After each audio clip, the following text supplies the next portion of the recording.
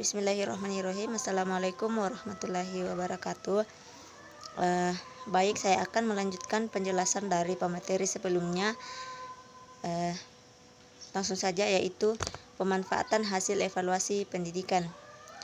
Pemanfaatan hasil evaluasi pendidikan menurut Dirman dan Juwasrih dalam Puaji, evaluasi memiliki kegunaan atau manfaat bagi semua pihak yang berkepentingan dalam proses pendidikan, terutama peserta didik, guru, sekolah, dan masyarakat. Evaluasi menjadi suatu keniscayaan dan kemutlakan adanya dalam upaya pendidikan. Pentingnya evaluasi dalam pendidikan hendaknya menyadarkan kita bahwa ternyata masih ada beberapa masalah yang perlu ditangani secara serius dalam evaluasi pembelajaran di sekolah.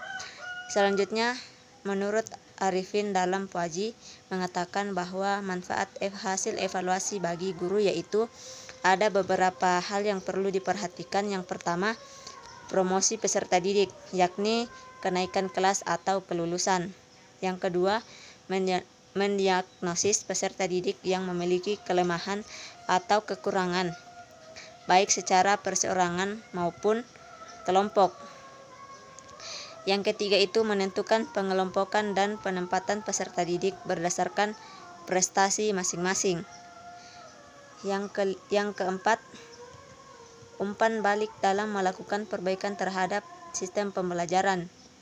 Selanjutnya, menyusun laporan kepada orang tua guna menjelaskan pertumbuhan dan perkembangan peserta didik. Selanjutnya, dijadikan dasar pertimbangan dalam membuat perencanaan pembelajaran.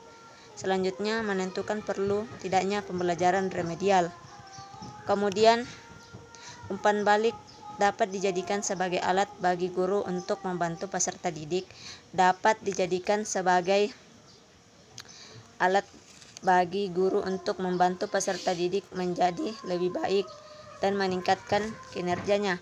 Evaluasi formatif dan sumatif banyak dimanfaatkan dalam menentukan kenaikan kelas dan mengisi buku rapor. Berikut ini pihak yang berkepentingan dalam memantau pemanfaatan hasil evaluasi, yaitu bagi peserta didik, membangkitkan minat dan motivasi belajar, membentuk sikap yang positif terhadap belajar dan pembelajaran, membantu pemahaman peserta didik menjadi lebih baik, membantu peserta didik dalam memilih metode belajar yang baik dan benar, mengetahui kedudukan peserta didik dalam kelas. Bagi guru hasil evaluasi dimanfaatkan sebagai yang pertama, promosi peserta didik sebagai seperti kenaikan kelas dan kelulusan, mendiagnosis peserta didik memiliki kelemahan secara perorangan atau kelompok. Yang ketiga, menentukan pengelompokan dan penempatan peserta didik berdasarkan prestasi masing-masing. Yang keempat, feedback dalam melakukan perbaikan peserta proses pembelajaran. Yang kelima, menyusun laporan pada orang tua menjelaskan perkembangan dan pertumbuhan peserta didik. Yang keenam, dijadikan sebagai bahan pertimbangan dalam membuat perencanaan pembelajaran. Yang ketujuh, menentukan ada atau tidaknya pembelajaran remedial. Kemudian bagi orang tua, yang pertama itu menentukan kemampuan belajar peserta didik. Yang kedua, membimbing belajar di rumah. Yang ketiga, menentukan tindak lanjut pendidikan anaknya. Yang keempat, memperkirakan kemungkinan hasil belajar tersebut dalam bidang pekerjaan.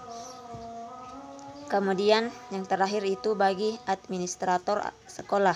Yang pertama itu menentukan penempatan peserta didik. Kemudian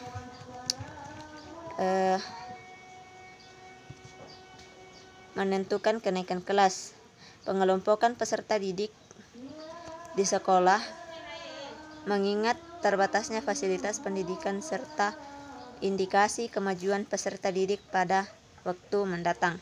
Ya, itulah pembahasan terakhir dari kelompok 2. Lebih dan kurangnya mohon dimaafkan. Saya akhiri dengan ucapan wabillahi taufiq wal hidayah. Wassalamualaikum warahmatullahi wabarakatuh. Saya kembalikan kepada moderator.